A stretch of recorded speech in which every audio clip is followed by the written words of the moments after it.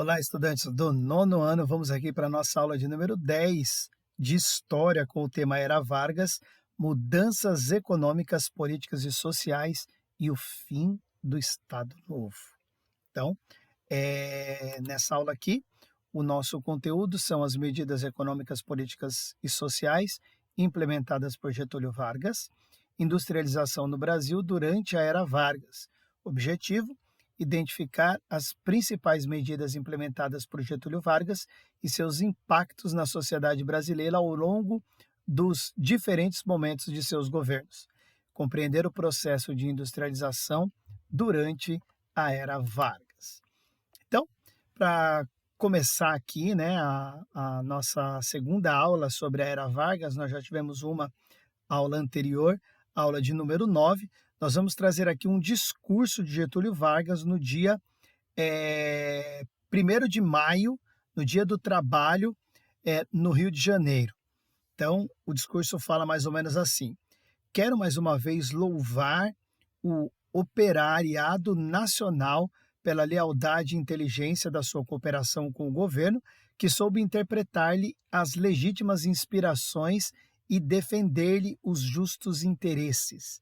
Nunca o vosso ânimo sobre vacilações, nem o vosso entusiasmo construtivo soluções de continuidade.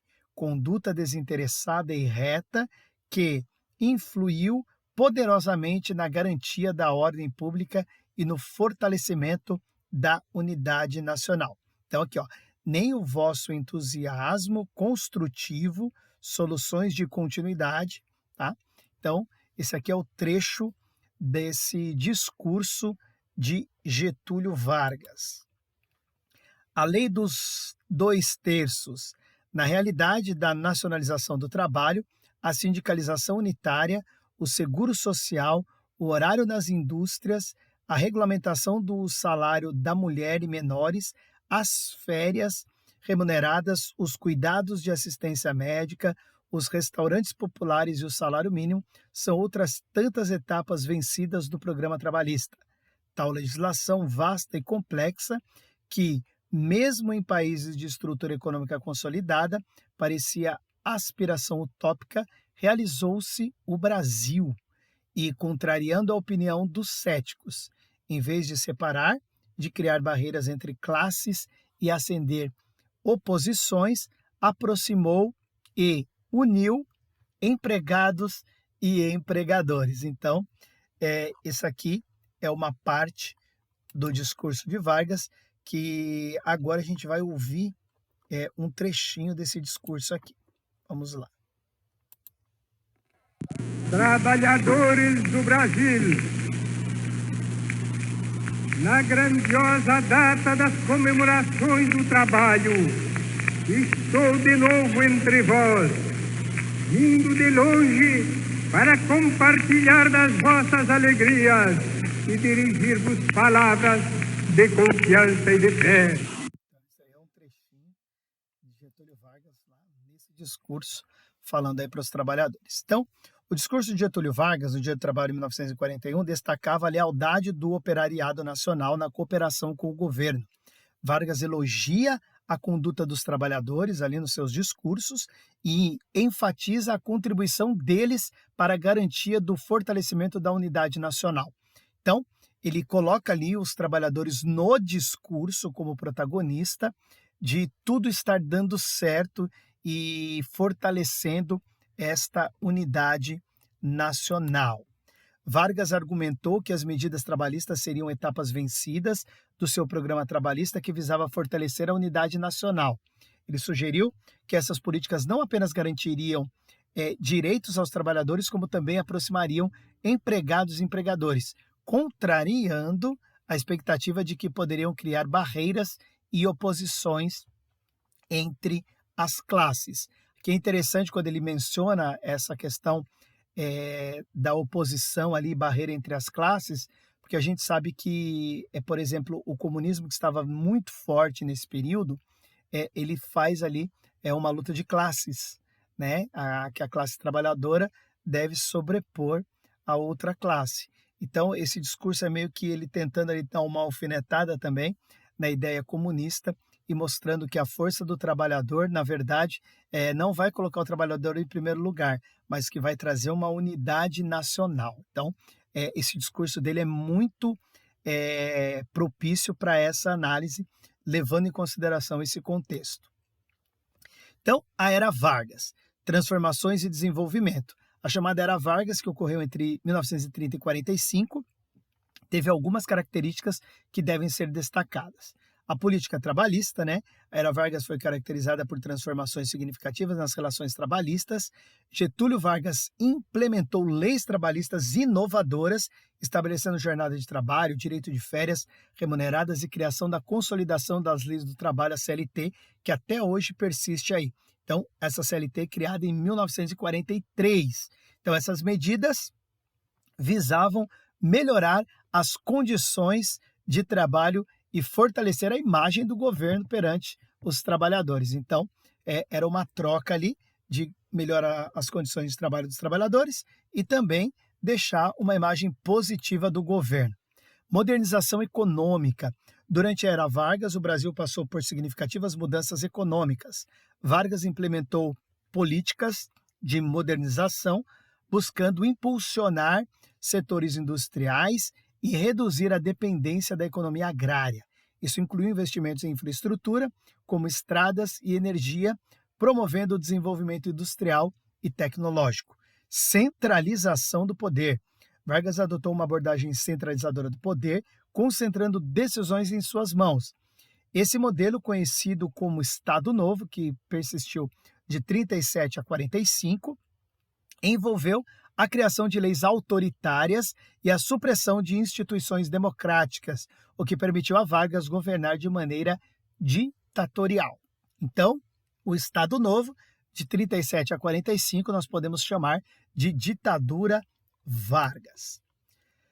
Você sabe o que é um governo ditatorial? Então, você já deve ter visto sobre isso, né, que é um tipo de regime político em que o poder está concentrado nas mãos de uma única pessoa ou de um grupo, que governa de maneira autoritária e sem a participação significativa da população nas decisões políticas. Por exemplo, não tem eleições. Nesse sistema, as liberdades individuais e os direitos civis costumam ser limitados e a oposição política é frequentemente reprimida. O líder ou o grupo no poder toma decisões sem a necessidade de consulta popular, resultando em um controle mais centralizado e muitas vezes caracterizado pela falta de democracia e pluralidade. Habilidade de negociação política. Um dos pontos fortes de Getúlio Vargas era sua habilidade em negociar politicamente. Ele conseguiu construir alianças equilibradas, equilibrando aí os interesses diversos. Essa capacidade de negociação foi crucial para lidar com as complexidades políticas da época. Foi crucial para lidar com essas complexidades, e a gente tem que considerar também as tensões internas, né, no país com relações internacionais e os diferentes blocos que atuaram também na Segunda Guerra Mundial. Então, nós temos aí um contexto de Segunda Guerra Mundial e grupos aqui que causaram muitas tensões internas. Propaganda política. Vargas se utilizou de maneira hábil dos recursos da propaganda política. Utilizando meios de comunicação da época, como rádio e imprensa, ele construiu uma imagem de líder que se preocupava com as necessidades do povo. Olha essa imagem aqui agora, ó.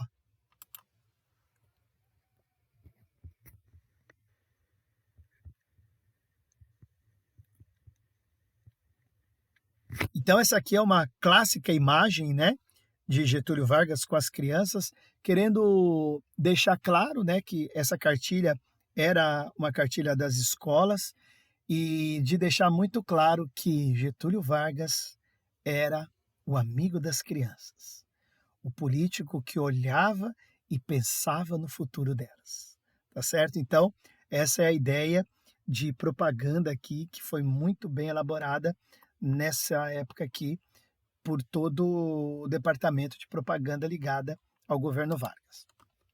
Então, esse departamento de imprensa e propaganda, o famoso DIP, que costuma cair em vestibular, tá?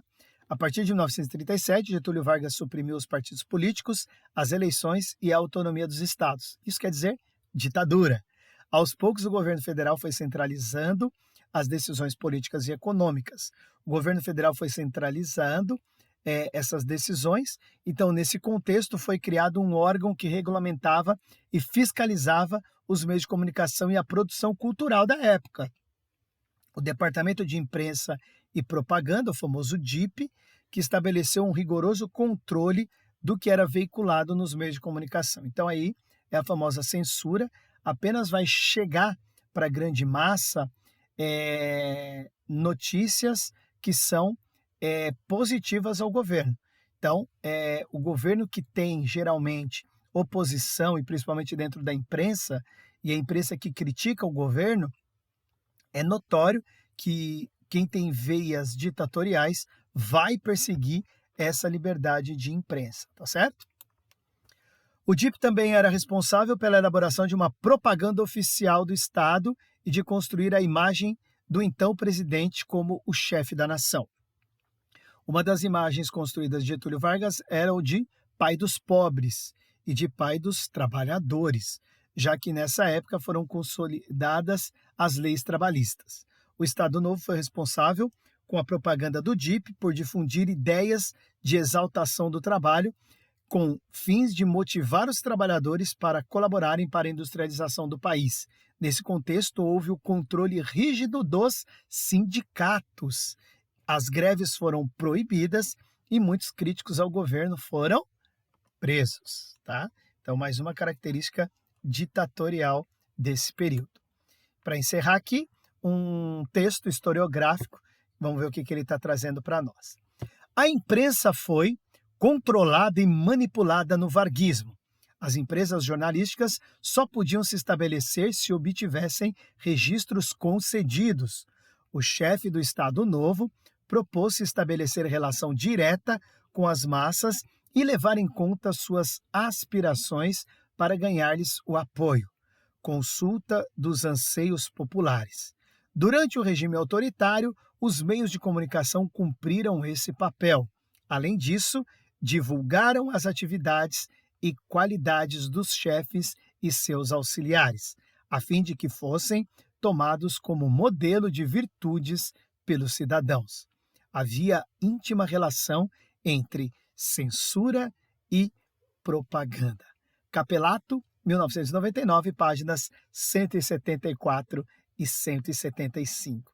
Então, esse foi um pouquinho aqui da Era Vargas que nós trouxemos para vocês, falando principalmente do trabalhismo ali e do DIP, né, que é o Departamento de Imprensa e Propaganda. Então, nessa aula, nós identificamos que a chamada Era Vargas trouxe modificações nas relações trabalhistas, estabelecendo leis que buscavam melhorar as condições dos trabalhadores. Analisamos que Getúlio Vargas implementou políticas visando a modernização e promovendo políticas para o desenvolvimento industrial. Compreendemos que Vargas adotou uma abordagem centralizadora, resultando no Estado Novo, um período ditatorial que vai de 1937 a 1945, com o estabelecimento de leis autoritárias e a supressão de instituições democráticas. Então, esse aqui foi mais uma aula de história do 9º ano. Espero que vocês tenham gostado. A Era Vargas, que sempre cai alguma coisa no vestibular. Então, fique de olho aí no DIP, Departamento de Imprensa e Propaganda. Então, essa foi a aula A Era Vargas, Mudanças Econômicas, Políticas e Sociais e o Fim do Estado Novo. Forte abraço a todos. Fiquem com Deus. Até a próxima. Tchau, tchau. Se você está assistindo aí de alguma escola ou para alguma escola, deixe aí nos comentários qual escola que você é, qual estado e a série que você está. Forte abraço, tchau, tchau.